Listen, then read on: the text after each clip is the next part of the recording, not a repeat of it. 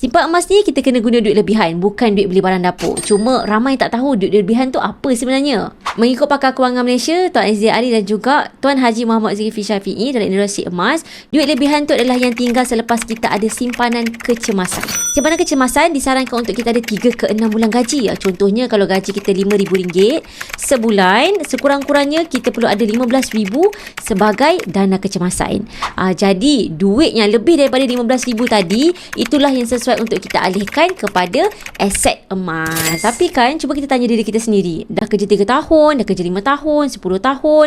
Berapa ramai yang ada simpanan 3 bulan kecemasan tadi tu? Data daripada Jaringan Pendidikan Kewangan Malaysia, 84% rakyat Malaysia tak ada simpanan walaupun RM1,000. Jadi 84% ni yang tunggu duit kecemasan cukup baru nak mula simpan emas. Mungkin sampai bila-bila lah kita tak menabung emas kan. Dan saya yakin golongan 84% ni susah nak simpan duit. Sebab tu saya sarankan yang susah nak simpan duit ni, saya cadangkan untuk mula simpan emas. Kenapa? Sebab emas ni ada aura yang berbeza. Bila kita pegang emas, kebanyakan orang rasa tak nak jual. Mereka rasa nak tambah lagi tu adalah. Dan dari situlah kita rasa nak bina habit menabung dengan emas ni. Sikit demi sikit. Bila habit tu dah terbina, dah terbiasa, insya-Allah akan bantu kita untuk ada tabungan lebih konsisten dan kita tahu macam nak urus simpanan kita dan pelaburan yang lain. Jika anda susah nak simpan duit, nak mula belajar simpan emas, boleh rujuk profil saya untuk saya bantu anda.